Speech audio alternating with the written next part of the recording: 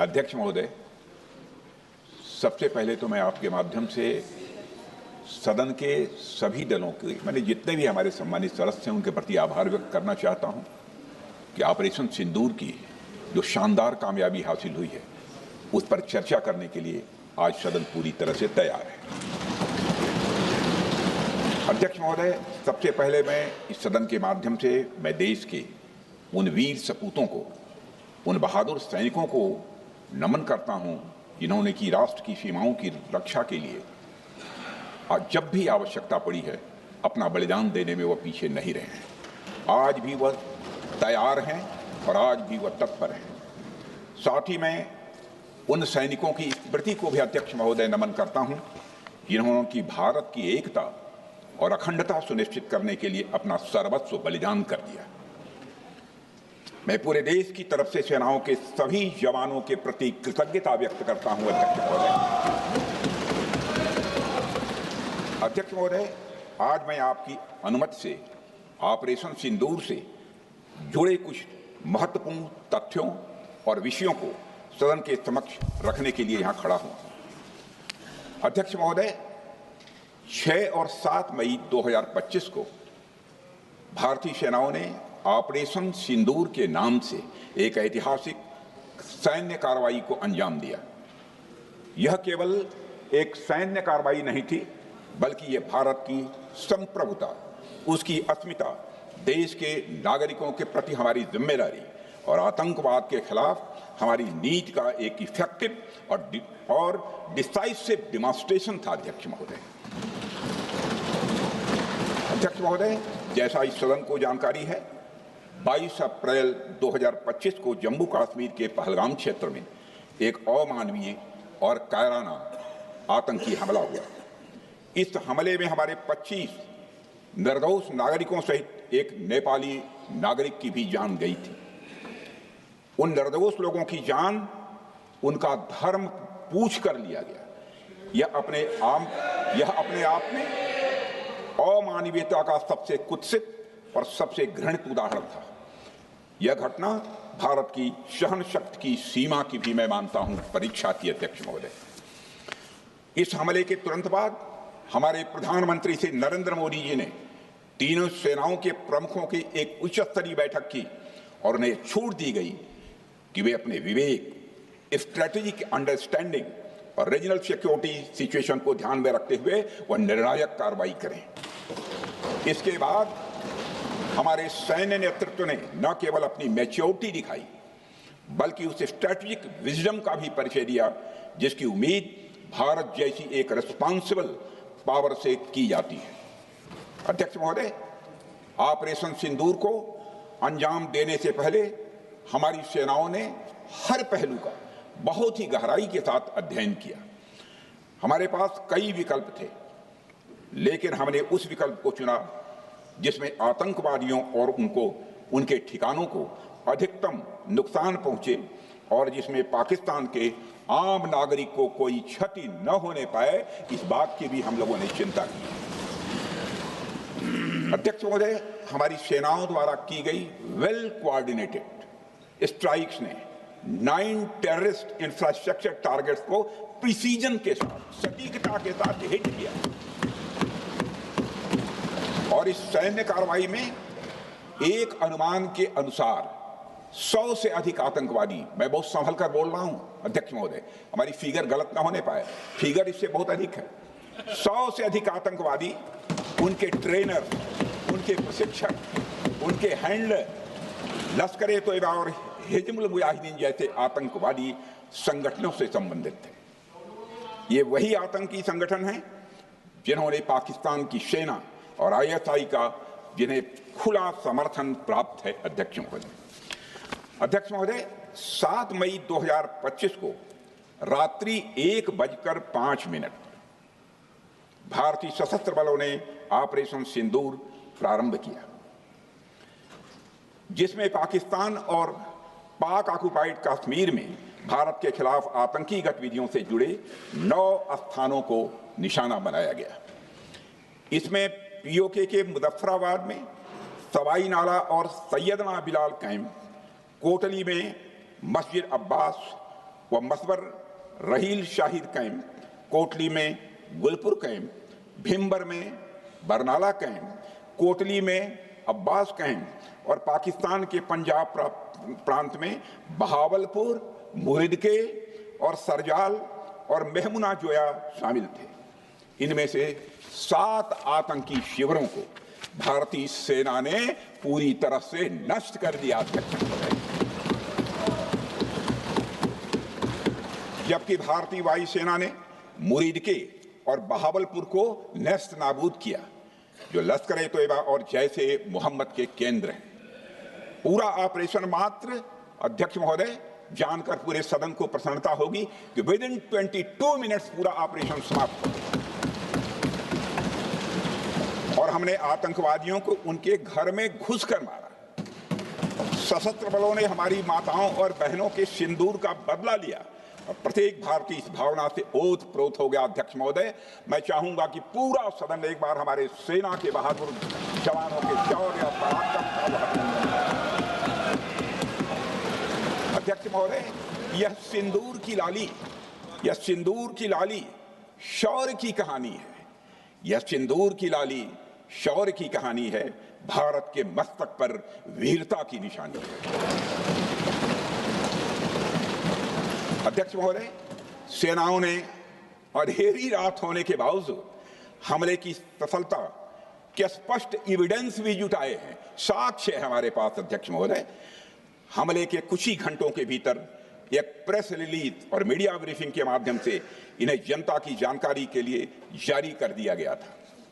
मुझे यह पुष्टि करते हुए गौरव की अनुभूति हो रही है कि सशस्त्र बल अपने सभी मिशन ऑब्जेक्टिव्स को पूरा करने में पूरी तरह से सक्षम रहे और साथ ही कामयाब रहे।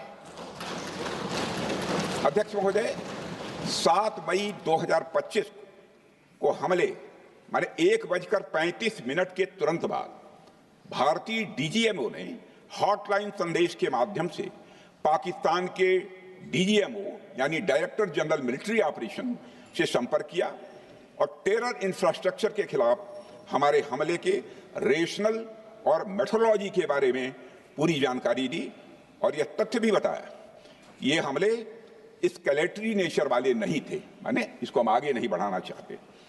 जिन मोहि मारा तीन मोहि मारे। अध्यक्ष महोदय, जिस प्रकार प्रभु हनुमान ने लंका में अपनी रणनीति बनाई थी, उसी प्रकार हमने भी उन्हीं को निशाना बनाया जिन्होंने हमें नुकसान पहुंचाया था। हालांकि पाकिस्तान ने इस रेशनल को समझने से इनकार कर दिया और अगले कुछ दिनों तक सिविलियन और सैन्य ठिकानों पर गोलीबारी करके बड़े पैमाने पर सीज फायर वायलेशन करके स्थिति को एस्केलेट करने की उसने कोशिश की। अध्यक्ष महोदय, 7-8 मई 2025 की रात को क्लियरली आइडेंटिफाइड आतंकवाद संबंधी ठिकानों पर हमारे सफल ऑपरेशन के बाद, सफल हमले के बाद पाकिस्तान ने स्थिति को एस्केलेट कर दिया और अनमैन्ड एरियल सिस्टम और अन्य साधनों का उपयोग करके भारतीय वायुसेना के बेसेस, भारतीय वायुसेना के सेंसर्स और सेना के फॉर्मेशन हेडक्वार्टर से लेकर ब्रिगेडों तक पर भी उसने हमला कर दिया। हालांकि हमारी इंटीग्रेटेड एयर डिफेंस ग्रिड और काउंटर यूएस ग्रिड ने इन हमलों को सफलतापूर्वक विफल कर दिया। अध्यक्ष महोदय, यस-400 यमारसैन आकाश मिसाइल सिस्टम और एयर डिफेंस गन्स बहुत प्रभावी साबित हुई हैं। अध्यक्ष महोदय, इस एस्केलेशन पर हमारा जवाबी हमला स्विफ्ट, प्रोपोर्शनेट और नवातुला था। अध्यक्ष महोदय, जिसमें 8 मई 2025 को केवल चुनिंदा पाकिस्तानी एयर डिफेंस सिस्टम और सेंसर नेटवर्क को प्रिसीजन गाइडेड मिशन द्वारा म्यूनिशंस द्वारा जो है टारगेट किया गया। अध्यक्ष महोदय, हमारी कार्रवाई पूरी तरह से सेल्फ डिफेंस में थी, न तो वह प्रोवोकेटिव थी और न तो एक्सपेंशनिस्ट थी। पाक द्वारा ये हमले 7 मई 25 से लगातार चले और 10 मई 2025 को रात लगभग 1:30 पर पाकिस्तान ने बड़े पैमाने पर भारत के ऊपर मिसाइल, ड्रोन, रॉकेट और अन्य लॉन्ग रेंज वेपन्स का इस्तेमाल किया।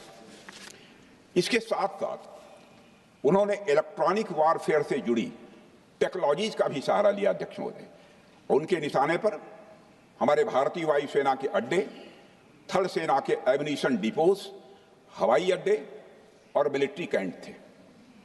अध्यक्ष महोदय, यह कहते हुए मुझे एक गौरव की अनुभूति हो रही है कि हमारे air defence system, counter drone system और इलेक्ट्रॉनिक इक्विपमेंट्स ने पाकिस्तान के इस हमले को पूरी तरह से नाकाम कर दिया।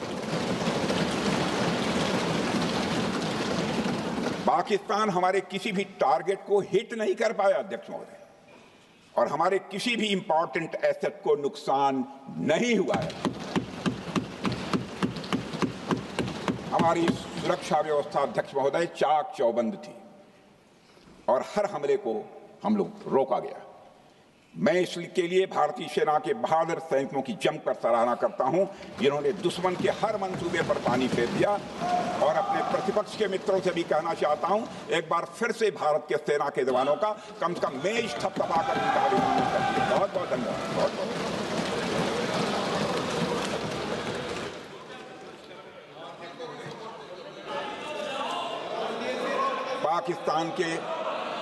पाकिस्तान के इस हमले के जवाब में हमारी कार्रवाई साहसिक थी, ठोस थी और प्रभावी थी।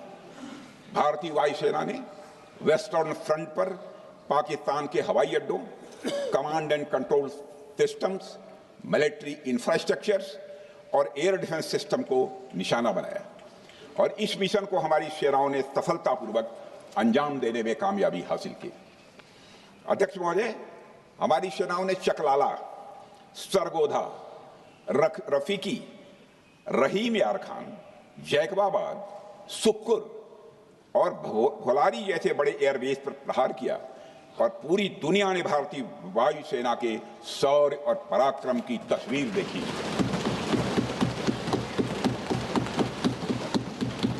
अध्यक्ष महोदय, ऑपरेशन सिंदूर ट्राई सर्विसेज कोऑर्डिनेशन का एक बेमिसाल उदाहरण था।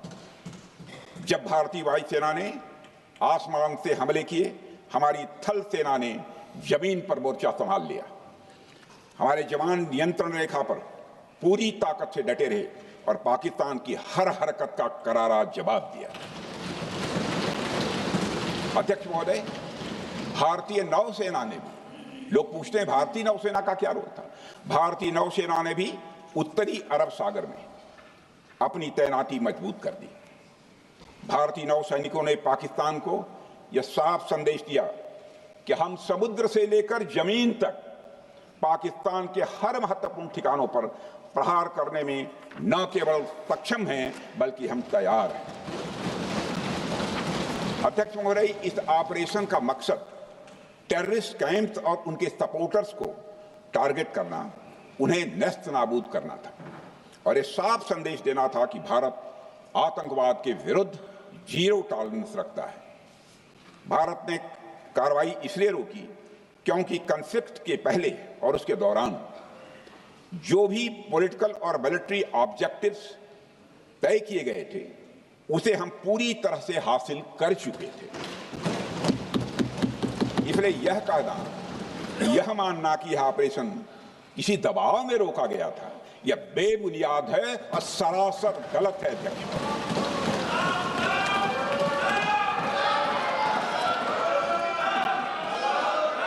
मैं सदन को फिर से आश्वस्त करना चाहता हूं, अपने राजनीतिक जीवन में अध्यक्ष महोदय, मैं आपके माध्यम से सदन को आश्वस्त करना चाहता हूं, अपने राजनीतिक जीवन में जानबूझकर कभी भी असत्य न बोलूं, इसकी भरपूर कोशिश की है मैंने, चाहे सदन हो अथवा सदन के बाहर। अध्यक्ष महोदय, मैं आपके माध्यम से सदन को यह भी अवगत कराना चाहता हूं,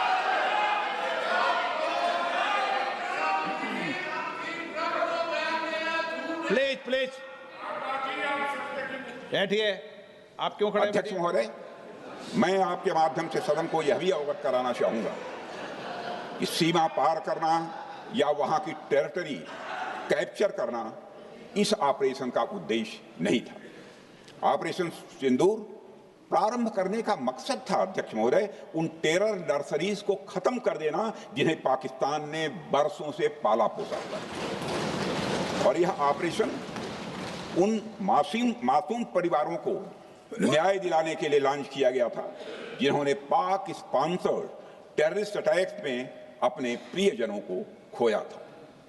हमारी सेनाओं ने सिर्फ उनको टारगेट किया जो इन आतंकियों को सपोर्ट करते हुए भारत पर हमला करने की कोशिश में लगातार शामिल थे। अध्यक्ष महोदय, ऑपरेशन सिंदूर का ओवरऑल पॉलिटिको मिलिट्री ऑब्जेक्टिव यह था कि आतंकवाद के रूप में प्रॉक्सी वार लड़ रहे पाकिस्तान को सजा दी जाए और इसी वजह से आर्म्ड फोर्सेस को पूरी आजादी दी गई थी कि वे अपने टारगेट खुद चुनें और करारा जवाब दें। और इस ऑपरेशन का उद्देश्य कोई भी युद्ध छेड़ना नहीं था, बल्कि फोर्स के डिमॉन्स्ट्रेटिव यूज से एडवर्सरी को झुकने के लिए मजबूर करना था। 10 मई की सुबह जब भारतीय वायुसेना ने पाकिस्तान की मल्टीपल एयरफील्ड्स पर करारा प्रहार किया तो पाकिस्तान ने हार मान ली है अध्यक्ष महोदय, और हॉस्टिलिटी रोकने की कोशिश की। अब रोक दीजिए महाराज। उन्होंने एक कोशिश की, हमारे डीएमओ से बात की, महाराज अब रोक दीजिए, बहुत हो गया। यह पेशकश इस कैबिनेट के साथ स्वीकार की गई थी। सुने, रुकिए तो रुकिए, बता दूंगा,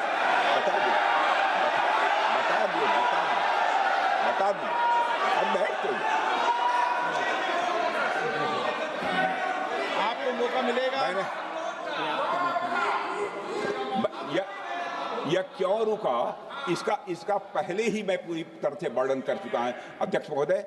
मैं नेता प्रतिपक्ष को बहुत सम्मान के साथ कहना चाहता हूं कि कृपया एक बार मेरा पूरा भाषण पूछ लें। आपको प्रश्न पूछने की पूरी आजादी है, आप पूछ सकते हैं, मैं उसका उत्तर दूंगा। अध्यक्ष महोदय, 10 मई की सुबह जब भारतीय वायुसेना ने पाकिस्तान की मल्टीपल एयरफील्ड्स पर करारा प्रहार किया तो पाकिस्तान ने हार मान ली और हॉस्टिलिटी रोकने की उन्होंने पेशकश की। यह पेशकश इस कैबिनेट के साथ स्वीकार की गई हम लोगों के द्वारा कि यह ऑपरेशन केवल पाज किया गया है, स्थगित किया गया है। यह ऑपरेशन समाप्त नहीं हुआ है अध्यक्ष महोदय। अगर पाकिस्तान की ओर से भविष्य में कोई भी मिस एडवेंचर हुआ तो यह ऑपरेशन अध्यक्ष महोदय, मैं सदन को आश्वस्त करना चाहता हूं, दोबारा प्रारंभ हो।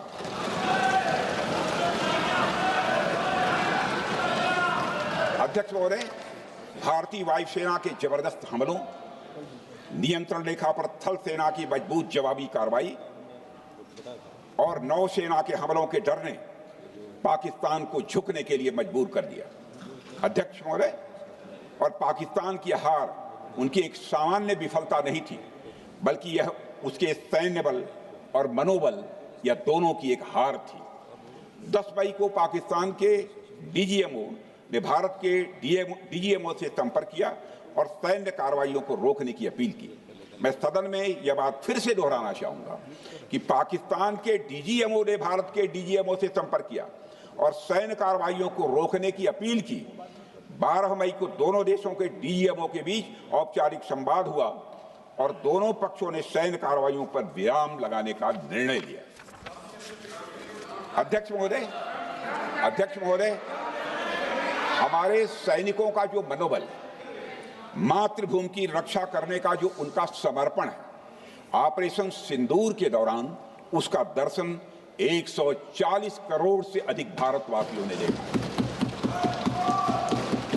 मुझे खुद भी और प्रधानमंत्री जी को सीमावर्ती क्षेत्रों में जाकर हमारे जवानों से मुलाकात का अवसर मिला है। अध्यक्ष महोदय, श्रीनगर के मिलिट्री बेस पर, भुज के एयरबेस पर, उधमपुर के कमांड सेंटर पर, हर जगह प्रत्यक्ष मैंने अपनी आंखों से देखा कि हमारे सैनिकों का मनोबल अपनी पूरी बुलंदी पर था। उनकी आंखों में विश्वास है और उनका संकल्प अडिग है वे न केवल भारत की सीमाओं की रक्षा कर रहे हैं बल्कि हमारे राष्ट्रीय स्वाभिमान की भी अध्यक्ष महोदय रक्षा कर रहे हैं। अध्यक्ष महोदय, किसी भी देश में जनता सत्ता पक्ष को और विपक्ष को अलग अलग दायित्व सौंपती है, दोनों को अलग अलग दायित्व, और हेल्दी डेमोक्रेसी में तो स्वाभाविक है। सत्ता पक्ष का काम होता है जनता के हितों को ध्यान में रखते हुए कार्य करना, और विपक्ष का काम होता है सरकार से जनता के मुद्दों से संबंधित जरूरी प्रश्न पूछना। ऑपरेशन सिंदूर क्यों शुरू किया गया, इसकी जानकारी पहले भी दी गई है और आज भी मैंने सदन को दी है। अध्यक्ष महोदय, कभी कभी हमारे प्रतिपक्ष के लोग ये पूछते रहे हैं कि हमारे कितने बीमार गिरे। मुझे लगता है उनका यह प्रश्न हमारी राष्ट्रीय जनभावनाओं का सही से प्रतिनिधित्व नहीं कर रहा है। मुझे लगता है उन्होंने एक बार भी हमसे यह नहीं पूछा कि हमारी सेनाओं ने दुश्मन के कितने विमान मार गिराए।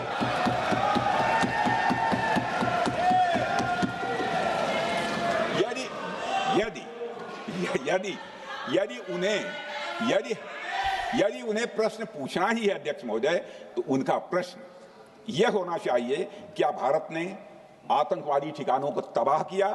तो उसका उत्तर है हाँ।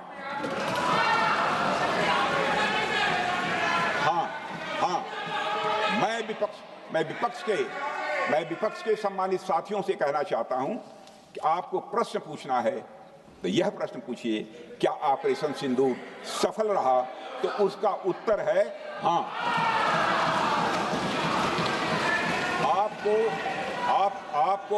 आपको प्रश्न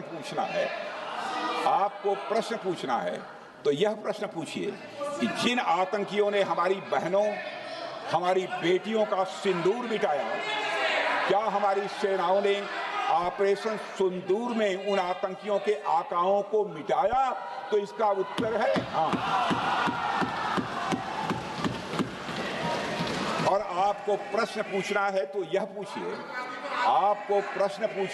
यह पूछिए कि इस ऑपरेशन में क्या हमारे जाबाज सैनिकों को कोई क्षति हुई है? तो उसका उत्तर है नहीं। अध्यक्ष महोदय, लक्ष्य जब बड़े हो तो अपेक्षाकृत छोटे मुद्दों पर हमारा ध्यान नहीं जाना चाहिए। लक्ष्य बड़े हों तो छोटे मुद्दों पर, अपेक्षाकृत जो छोटे मुद्दे होते हैं कंपैरेटिवली, उन पर ध्यान नहीं जाना चाहिए, क्योंकि छोटे मुद्दों पर ही ध्यान देते रहने से देश की सुरक्षा और सैनिकों के सम्मान और उत्साह जैसे बड़े मुद्दों से ध्यान हट सकता है, जैसा कि विपक्ष के हमारे कुछ साथियों के साथ हो रहा है। अब चूंकि विपक्ष के मित्र ऑपरेशन सिंदूर को लेकर उचित प्रश्न नहीं पूछ पा रहे हैं, तो उन्हें मैं क्या बताऊं अध्यक्ष महोदय। मैं लगभग 4 डिकेड से अधिक समय से राजनीति में, सत्ता पक्ष हो या विपक्ष हो, अपनी पार्टी हो या दूसरी पार्टी हो, कभी भी किसी के साथ दलगत राजनीति को मैंने शत्रुतापूर्ण तरीके से जिंदगी में नहीं देखा है मैंने अध्यक्ष महोदय। इसलिए आज अगर विपक्ष प्रश्न पूछने में असफल है, मैं विपक्ष को उनके इस काम में थोड़ी सी मदद करना चाहता हूं। अध्यक्ष महोदय, मैं विपक्ष के अपने सम्मानित साथियों से कहना चाहता हूं कि यदि आज हम लोग सत्ता पक्ष में हैं तो ऐसा नहीं है कि हम हमेशा सत्ता पक्ष में ही रहेंगे।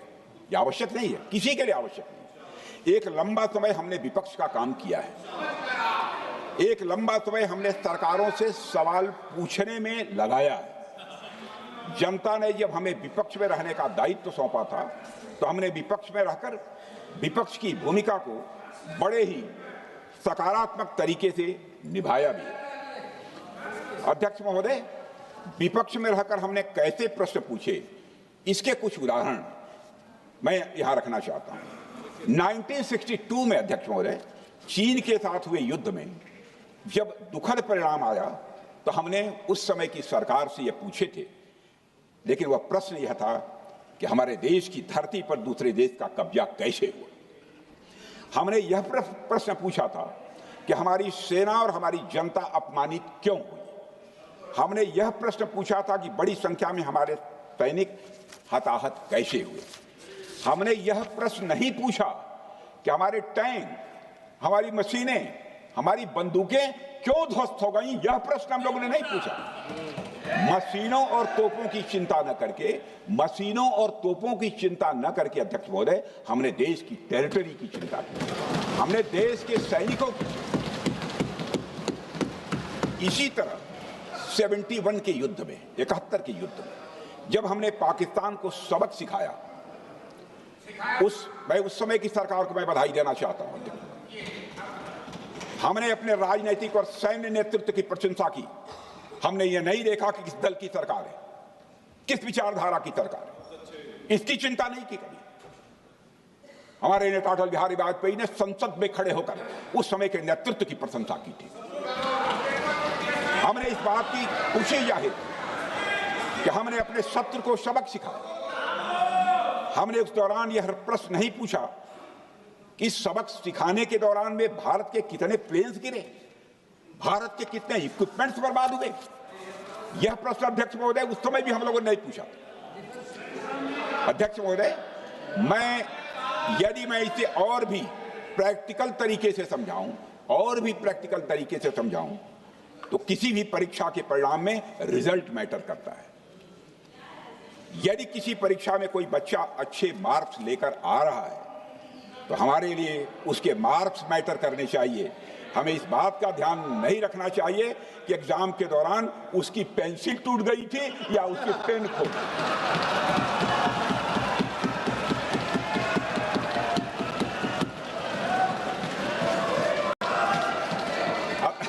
अध्यक्ष महोदय, अल्टीमेटली रिजल्ट मैटर करता है, और रिजल्ट यह है अध्यक्ष महोदय, अल्टीमेटली रिजल्ट मैटर करता है, और रिजल्ट यह है अध्यक्ष महोदय कि ऑपरेशन सिंदूर के दौरान हमारी सेनाओं ने जो लक्ष्य निर्धारित किया था, उन लक्ष्यों को पूर्ण रूप से प्राप्त करने में हमने कामयाबी हासिल की। अध्यक्ष महोदय, भारत हमेशा से पाकिस्तान सहित अपने पड़ोसी देशों से मित्रता और सौहार्द सहयोगपूर्ण संबंध का सदैव इच्छुक रहा है। इसके लिए भारत की सभी सरकारों ने ईमानदारी से प्रयास भी किए हैं। वह चाहे आदरणीय लाल बहादुर शास्त्री जी हों, या अटल बिहारी वाजपेयी जी हों, या हमारे स्वर्गीय मनमोहन सिंह जी हों, या प्रधानमंत्री श्री नरेंद्र मोदी जी, सभी ने हमेशा चाहा है कि इस इलाके में शांति और समृद्धि बनी रहे। सभी ने यह चाहा। अध्यक्ष महोदय, यह बात हमारी सिविलाइजेशनल वैल्यूज के साथ मेल खाती है, इसलिए ऐसा हुआ। अध्यक्ष महोदय, पूरा विश्व जानता है कि पूर्व प्रधानमंत्री से अटल बिहारी वाजपेयी जी ने शांति का संदेश लेकर 1999 में लाहौर बस यात्रा की थी। वह सिर्फ एक यात्रा नहीं थी, वह यात्रा भारत की संस्कृति और शांति की प्रतीक थी। यह हमारे भारत की प्रकृति थी। लाहौर पहुंचकर श्री अटल बिहारी वाजपेयी जी ने मीनारे पाकिस्तान पर विजिटर्स रूप में जो लिखा था, जिसका जिक्र लोग आज भी करते हैं, और उन्होंने लिखा था, उसकी मैं चर्चा करता हूं। उन्होंने लिखा था कि मीनारे पाकिस्तान से मैं पाकिस्तान की जनता को यह विश्वास दिलाना चाहता हूं कि भारत अस्थायी शांति और मित्रता का आकांक्षी है। मैंने पहले भी कहा है और फिर भी कहता हूं, एक स्थिर और समृद्ध पाकिस्तान भारत के हित में है, इसमें कोई संदेह नहीं होना चाहिए। अध्यक्ष महोदय, यह हमारी सोच थी, यह हमारी शांति की पहल थी। यह पहल हमारी हजारों साल पुरानी सांस्कृतिक चेतना, हमारी नैतिक शक्ति और हमारी सभ्यता के उन मूल्यों से निकली थी जो शांति को शक्ति मानती है। अध्यक्ष महोदय, लेकिन हमारे शांति के प्रयास को हमारी नाइविटी, उदारता या सरलता समझ लिया गया। जब हम शांति के लिए कदम बढ़ा रहे थे, उसी वक्त पाकिस्तान कारगिल में घुसपैठ की साजिश रच रहा था। हम दोस्ती के राह पर थे तो वो षड्यंत्र की राह पर था। जब हम मामला खुलकर सामने आया तो हमारे वीर सैनिकों ने इस घुसपैठ के खिलाफ कार्रवाई करना प्रारंभ किया, और जब भारत की जीत सामने दिखाई दे रही थी तो पाकिस्तान ने परमाणु युद्ध की धमकी दे डाली। अध्यक्ष महोदय, तब हमारे तत्कालीन प्रधानमंत्री आदरणीय अटल बिहारी वाजपेयी जी ने कहा था पाक सेना के परमाणु हमले से भारत का तो कुछ नहीं बिगड़ेगा, लेकिन पाकिस्तान दूसरे दिन का सूरज नहीं देख पाएगा।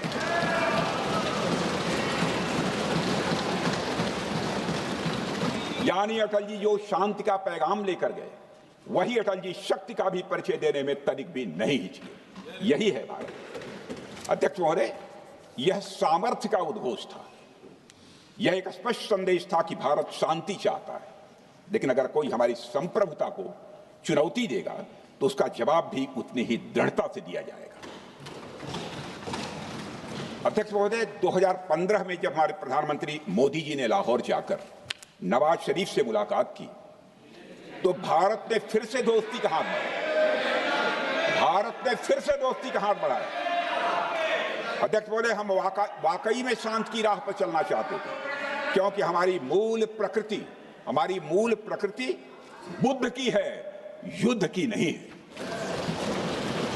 हमारी सरकार ने भी पाकिस्तान के साथ शांति स्थापित करने के अनेक प्रयत्न किए हैं, लेकिन बाद में हमने 2016 में सर्जिकल स्ट्राइक से, 2019 में बालाकोट में एयर स्ट्राइक से और 2025 के ऑपरेशन सिंदूर से हमने शांति स्थापित करने का दूसरा रास्ता अपनाया है। अध्यक्ष महोदय, अब हमारे प्रधानमंत्री श्री नरेंद्र मोदी जी और हमारी सरकार का स्टैंड बिल्कुल क्लियर है कि टेररिज्म और टॉक्स ये दोनों साथ नहीं चल सकते, क्योंकि सभ्य मुल्कों के बीच बातचीत होती है। अध्यक्ष महोदय, लोकतांत्रिक देशों में बातचीत होती है, पर एक ऐसा देश जिसके वजूद में लोकतंत्र का एक कतरा भी न हो और सिर्फ रिलीजियस फैनेटिसिज्म, टेररिज्म और हेट्रेड अगेंस्ट इंडिया हो, उसके साथ संवाद किसी भी सूरत में नहीं किया जा सकता। क्योंकि टेररिज्म की भाषा जो अध्यक्ष महोदय होती है, वह खून, डर और नफरत है, संवाद नहीं। गोलियों की आवाज में संवाद की आवाज दब जाती है। जहां खून बहता है वहां बातचीत की गुंजाइश अध्यक्ष महोदय नहीं बचती। अध्यक्ष महोदय, पाकिस्तान की वर्तमान स्थिति अब जग जाहिर है। जिस देश ने आतंक को अपनी विदेश नीति का औजार बना लिया, वह अंततः अपने ही जाल में फंस जाता है। पाकिस्तान की नीति और चरित्र को लेकर कोई भ्रम नहीं रहना चाहिए। यह एक ऐसा देश है जो वैश्विक आतंकवाद की नर्सरी है और उन्होंने इसको अपनी स्टेट पॉलिसी का भी एक आधार बनाया हुआ है। अध्यक्ष महोदय, ऑपरेशन सिंदूर के दौरान पूरी दुनिया ने देखा है कि पाकिस्तान में सरकार आतंकवादियों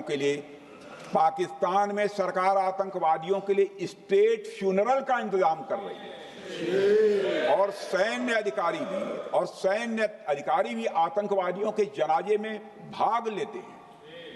यह वही देश है जो सीमा पर सैनिकों से लड़ने का साहस नहीं जुटा पाता, इसलिए निर्दोष नागरिकों, बच्चों और तीर्थयात्रियों को आतंकवाद का निशाना बनाता है।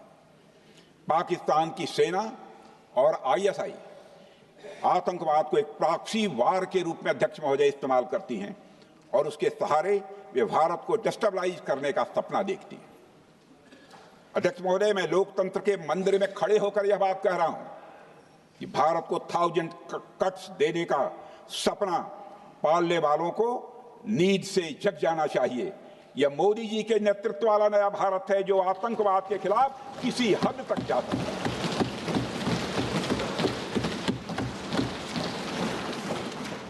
अध्यक्ष महोदय, आप भारत का इतिहास जानते हैं। देखिए, हमने कभी भी किसी की 1 इंच जमीन पर आज तक कभी कब्जा नहीं किया है। हम यह भी जानते हैं कि युद्ध अपनी बराबरी वालों से करना चाहिए। ऐसा गोस्वामी तुलसीदास जी ने लिखा है और गोस्वामी तुलसीदास जी कहते हैं कि नीति ऐसी ही होनी चाहिए, प्रीति और बैर बराबरी वाले से ही करनी चाहिए। शेर यदि मेढकों को मारे तो उसका बहुत अच्छा संदेश नहीं आता है अध्यक्ष महोदय। और अध्यक्ष महोदय, हमारे देश की सेना शेर है।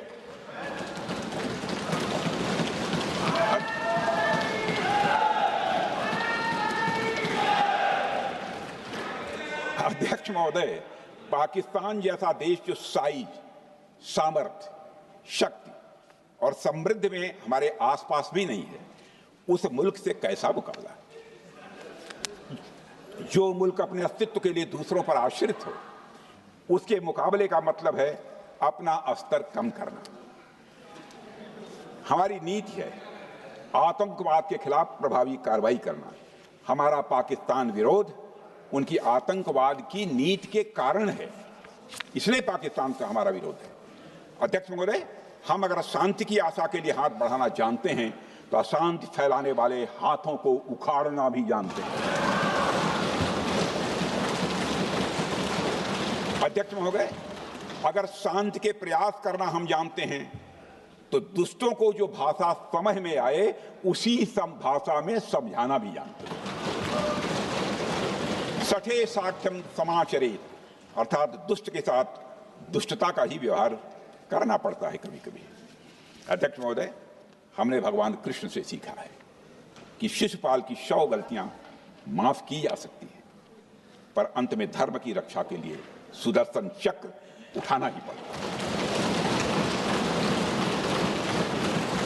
हमने पार्लियामेंट का अटैक सहा है अध्यक्ष महोदय, 2008 का मुंबई अटैक सहा है, झेला है, लेकिन अब हमने कह दिया है इनफ इज इनफ।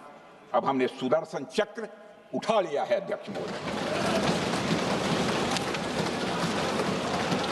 अध्यक्ष महोदय, हमारी प्रवृत्ति भगवान राम और भगवान कृष्ण से प्रेरित है, जो हमें शौर्य भी सिखाती है और धैर्य भी सिखाती है।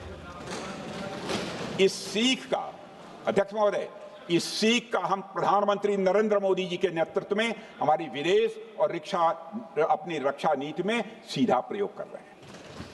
आज भारत पहले दोस्ती का हाथ बढ़ाता है, लेकिन अगर कोई देश धोखा दे तो उसकी कलाई भी मरोड़ना जानता है।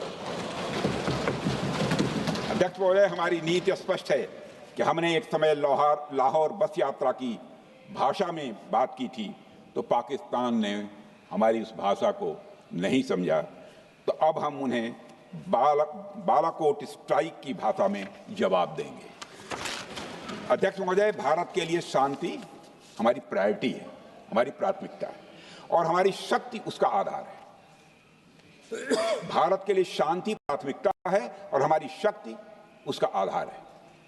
यह शक्ति हमारे सामर्थ्य से पैदा हुई है अध्यक्ष महोदय, और यह सामर्थ्य पिछले 11 साल में कई गुना बढ़ गया है। मैं ये नहीं कहता हूं पहले नहीं था, पहले था, लेकिन अब कई गुना बढ़ गया है। आज भारत विश्व की चौथी सबसे बड़ी अर्थव्यवस्था है और अभी आई मॉर्गन स्टैनली के रिपोर्ट के मुताबिक 2028 तक विश्व की तीसरी सबसे बड़ी अर्थव्यवस्था बनने की ओर भारत चल रहा है। अध्यक्ष महोदय, आर्थिक उन्नति के साथ साथ भारत के रक्षा क्षेत्र में 2014 से उल्लेखनीय परिवर्तन, रिमार्केबल चेंज आया है। आज का भारत डिफेंस सेक्टर में आत्मनिर्भरता, सेल्फ रिलायंस और स्वदेशी उत्पादन की दिशा में तेजी से आगे बढ़ रहा है। अध्यक्ष महोदय, आज हम हर दृष्टि से समर्थ भी हैं और सक्षम भी हैं।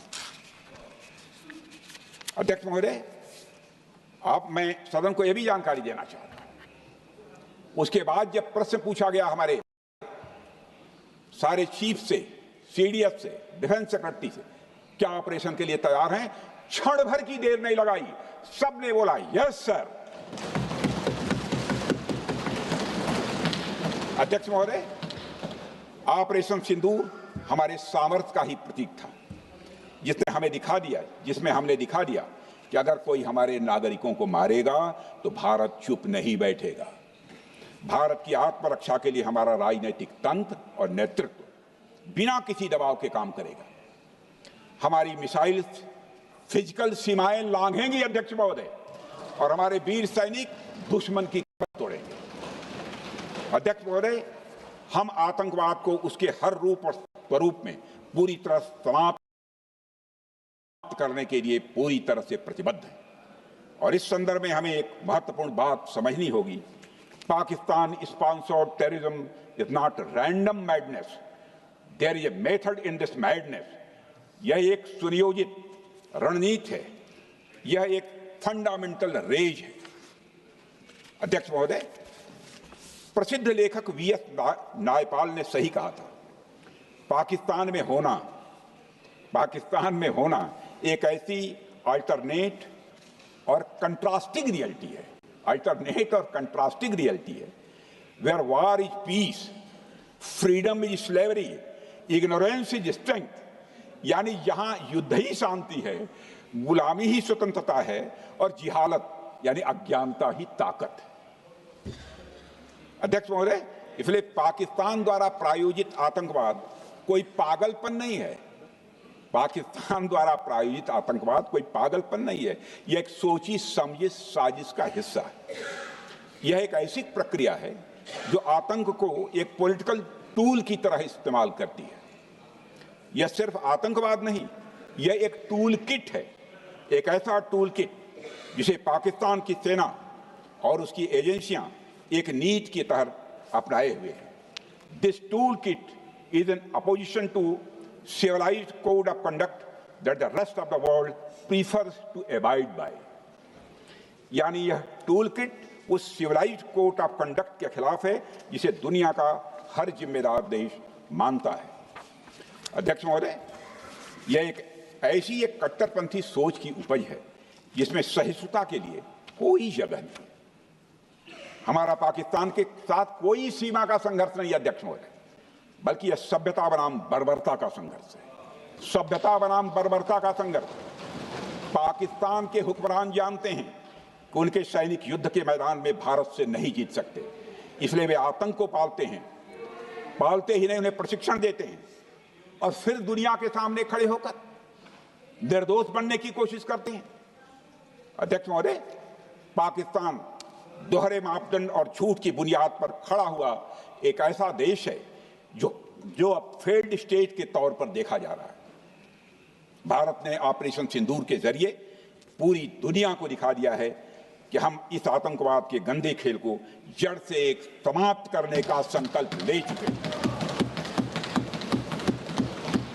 अध्यक्ष महोदय, जब अटल जी प्रधानमंत्री थे तब पाकिस्तान के साथ कंबोजिट डायलॉग के लिए भारत की शर्त थी कि पाकिस्तान अपनी जमीन का प्रयोग भारत के खिलाफ टेररिज्म फैलाने के लिए नहीं करेगा। एक कंपोजिट डायलॉग के लिए भारत की शर्त थी, जिसे पाकिस्तान ने भी मान लिया था उसमें।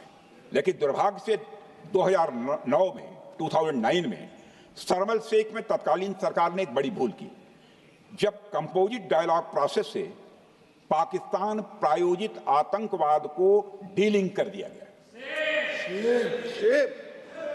यानी बातचीत जारी रखने के लिए पाकिस्तान द्वारा अपनी जमीन को आतंकवाद के लिए प्रयोग न करने की शर्त को ही डाइल्यूट कर दिया गया। मैं मानता हूं यह भारत की स्ट्रेटेजिक पोजीशनिंग को कमजोर करने वाला एक कदम था।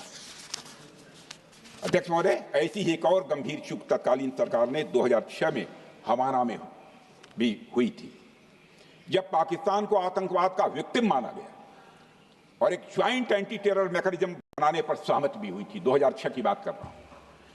अध्यक्ष महोदय, यह सोचने वाली बात है कि जो देश आतंक को पैदा करता है, उसे पालता है, उस देश को ही आतंक से पीड़ित मान लेना कितना बड़ा स्ट्रेटेजिक ब्लंडर है।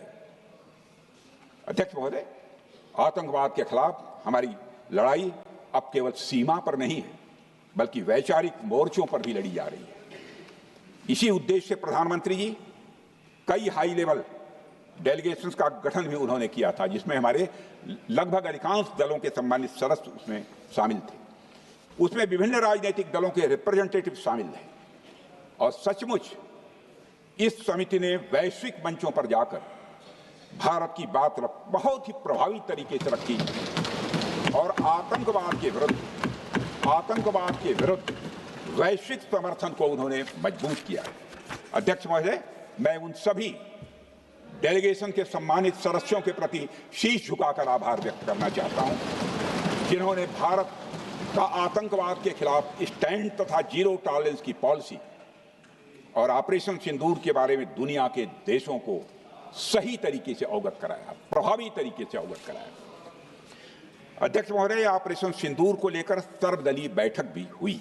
आई am very happy to tell the house that during Operation Sindoor, all the political parties of the country kept aside all ideologies and differences and showed solidarity with the nation, with the soldiers and with the government. फिर इसके लिए आभार व्यक्त करता हूं। मुझे लगता है यही इस देश के लोकतंत्र की खूबसूरती है। अध्यक्ष महोदय, जैसा कि हमारे माननीय प्रधानमंत्री मोदी जी ने भी कहा है कि ऑपरेशन सिंदूर अभी रुका है, समाप्त नहीं हुआ है। यदि आवश्यकता पड़ी, यदि पाकिस्तान फिर किसी नापाक हरकत की कोशिश करता है तो हम और भी कठोर और निर्णायक कार्रवाई करने के लिए तैयार हैं। अध्यक्ष महोदय, ऑपरेशन सिंदूर के माध्यम से पाकिस्तान के मन में भारत को लेकर जो बहुत बड़ी गलतफहमी थी वह हमने दूर कर दी है।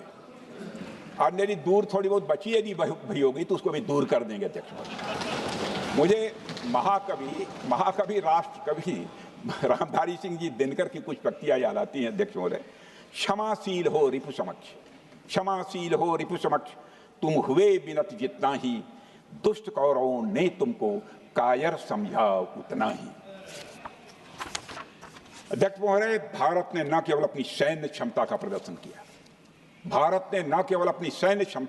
किया, बल्कि अपनी राष्ट्रीय दृढ़ता, नैतिकता और राजनीतिक कुशलता का भी परिचय दिया है।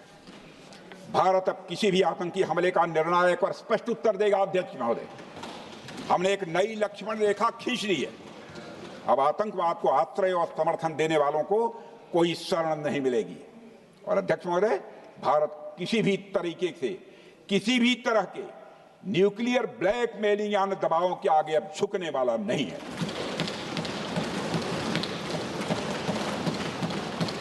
अध्यक्ष महोदय, ऑपरेशन सिंदूर के माध्यम से जो हमने किया और उससे पहले सर्जिकल स्ट्राइक और एयर स्ट्राइक के जरिए जो संदेश दिया गया वह बहुत पहले ही हो जाना चाहिए, लेकिन जो होता है समय पर ही होता है। अध्यक्ष महोदय, हमारी सरकार ने आतंकवाद के खिलाफ हमारी जीरो टॉलरेंस की नीति को दुनिया के हर मंच पर पूरी तरह से स्पष्ट कर दिया है और हम उस पर कोई समझौता किसी भी सूरत में नहीं करने वाले हैं। अभी कुछ सप्ताह पहले मुझे संघाई कोऑपरेशन ऑर्गेनाइजेशन की डिफेंस मिनिस्टर्स मीटिंग में जाने का अवसर मिला था। वहां जो डिक्लेरेशन तैयार किया जा रहा था उसमें आतंकवाद पर भारत का स्टैंड डाइल्यूट हो रहा था। हमने साफ कह दिया कि जब तक आतंकवाद के मुद्दे पर भारत का स्टैंड रखा नहीं जाएगा, हम किसी ज्वाइंट स्टेटमेंट पर साइन नहीं करेंगे और इसकी वजह से वहां कोई ज्वाइंट स्टेटमेंट नहीं आया। अध्यक्ष महोदय, इसका परिणाम क्या? अब देखिए, हमारे प्रधानमंत्री जी ब्रिक्स की बैठक में ब्राजील गए, करिश्मा किया है हमारे प्रधानमंत्री। तो चीन की मौजूदगी में जो ज्वाइंट डिक्लेरेशन आया उसमें जम्मू और कश्मीर में हुए आतंकी हमले को कंडेम भी किया गया। यह प्रधानमंत्री ने करिश्मा करके दिखाया, यानी भारत की बात अंततः मानी गई। और यह ब्रिक्स सम्मेलन के इतिहास में पहली बार हुआ जब जम्मू एवं कश्मीर में हुए किसी आतंकी घटना को खुलकर कंडेम किया गया। मैं इस सदन को याद दिलाना चाहता हूं, 2008 में मुंबई में इतनी बड़ी आतंकी घटना हुई, मगर उस समय की सरकार को जो प्रभावी कार्रवाई करनी चाहिए थी वो नहीं हो पाई। लेकिन उसमें सबसे दुखद और आश्चर्य की बात है, कई वर्ल्ड फोरम, इंटरनेशनल फोरम पर जो उसका कंडेमनेशन होना चाहिए, जो उसकी निंदा की जानी चाहिए, वह भी जितना होना चाहिए नहीं हो पाया। अध्यक्ष, यदि आप उस घटना के बाद हुए ब्रिक्स सम्मेलन के डॉक्यूमेंट्स उठाकर देख लीजिए, मुंबई आतंकी हमले का कहीं जिक्र भी नहीं है। और अध्यक्ष महोदय, जब केंद्र में प्रधानमंत्री मोदी जी के नेतृत्व में सरकार बनी तब जाकर कहीं के हालात कुछ बदलने शुरू हुए और साल 2017 में हुए ब्रिक्स सम्मेलन में पहली बार 2017 में हुए ब्रिक्स सम्मेलन में पहली बार आतंकवाद से लश्कर और जैश जैसे आतंकवादी संगठनों को जोड़ा गया। यह भी अपने में करिश्माई काम था। यह परिस्थिति इसलिए बनी क्योंकि इसके ठीक एक साल पहले उरी की घटना के भारत की सेनाओं ने सीमा पर जाकर सर्जिकल स्ट्राइक की थी। हमने दुनिया को बताया कि आतंकवाद के खिलाफ हम सरहद के इस पार भी मारेंगे और जरूरत पड़ी तो आतंकियों के घर में घुसकर भी मारेंगे। यह बदलाव प्रधानमंत्री मोदी जी के नेतृत्व में आया है। अध्यक्ष महोदय, यह वही नीति है जो पहले की सरकारों को भी अपनानी चाहिए थी। उन सरकारों को जिनके शासनकाल में भारत ने सबसे भीषण आतंकी हमलों का सामना किया, जिनमें 2008 का मुंबई हमला आज भी हर हिंदुस्तानी के जेहन में बैठा हुआ है, जिंदा है, एक न भूलने वाली त्रासदी के रूप में जिंदा है।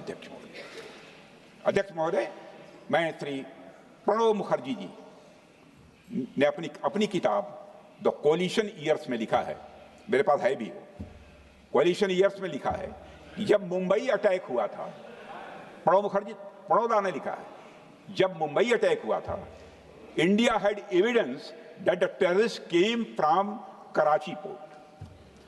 पाकिस्तान के नॉन स्टेट एक्टर्स के बहाने पूरी दुनिया में, नॉन स्टेट एक्टर्स के बहाने को पूरी दुनिया में कोई मान नहीं रहा था। उन्होंने लिखा है प्रणब ने, and I quote, amid heated debates within the cabinet, there was a demand for military intervention which I rejected. यह उन्होंने लिखा, मैंने नहीं लिखा है, अनकोट। अध्यक्ष महोदय, भारतीय विदेश सेवा के एक वरिष्ठ अधिकारी ने भी अपनी किताब में इस बात की पुष्टि की है, जिनका नाम है अजय बिसारिया, और वो शायद फॉरेन सेक्रेटरी थे, कि मुंबई हमले के तुरंत बाद एक उच्च स्तरीय बैठक हुई थी जिसमें तत्कालीन विदेश मंत्री प्रणब ने पूछा व्हाट शुड बी डन। तो विदेश सचिव शिवशंकर मेनन जी ने सुझाव दिया कि भारत मोरदके में लश्कर-ए-तोयबा के मुख्यालय पर क्रूज मिसाइल से हमला कर सकता है। यह सुनकर प्रणब ने चश्मा उतारकर साफ किया और सभी अधिकारियों को धन्यवाद देकर बैठक समाप्त कर दिया। अध्यक्ष महोदय, उस समय की सरकार ने जो सही समझा वो किया, पर मैं मानता हूं कि अगर तब की सरकार ने भी 2016 सर्जिकल स्ट्राइक, 2019 एयर स्ट्राइक जैसे निर्णायक और कठोर कदम उठाए होते तो पाकिस्तान की स्ट्रेटजिक कैलकुलस बदल सकती थी। एक पावरफुल और डिसाइसिव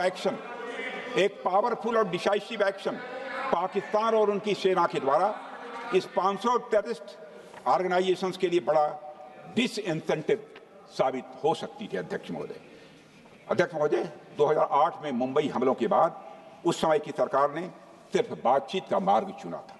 मैं स्पष्ट करना चाहता हूं, यह कोई आलोचना नहीं है अध्यक्ष महोदय, न उस सरकार की, न उस समय के प्रधानमंत्री की, और न ही उन नेताओं की। उस समय की लीडरशिप को जो सही लगा उन्होंने वह निर्णय लिया। अध्यक्ष महोदय, बस मैं इतना ही कहना चाहता हूं कि आज का भारत अलग सोचता है और अलग तरीके से काम करता है। हमारा मानना है यह आपका प्रतिद्वंदी आतंक को रणनीति बना चुका हो और बातचीत की भाषा नहीं समझता हो तो standing firm and being decisive के अलावा कोई विकल्प नहीं बचता है।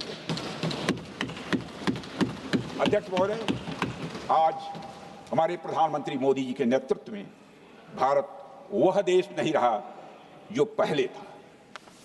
Today doziers have been replaced by decisive action.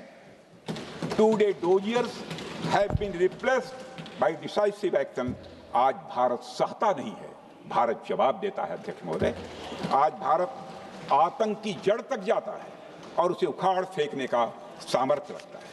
अध्यक्ष महोदय, मैं इस सदन को और देश की जनता को यह विश्वास दिलाना चाहता हूं कि हमारी सरकार, हमारी सेनाएं और हमारी लोकतांत्रिक संस्थाएं सब मिलकर, हम और ये सारे लोग सभी मिलकर देश की एकता, अखंडता और सुरक्षा के लिए जो भी कदम उठाना आवश्यक होगा वह कदम उठाएंगे और उसके प्रति हम पूरी तरह से कमिटेड हैं।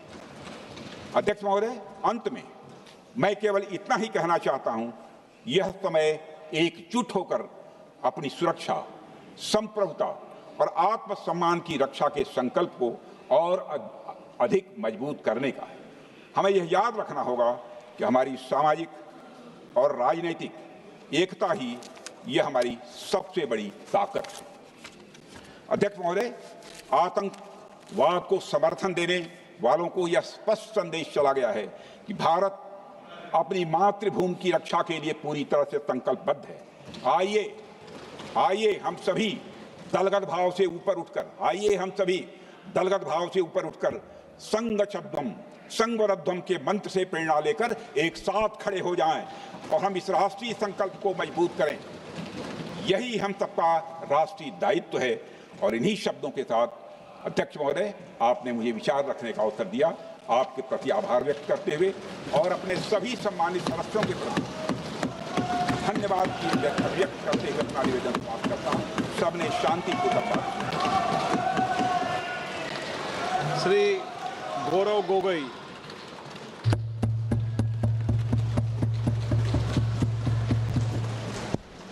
धन्यवाद अध्यक्ष महोदय।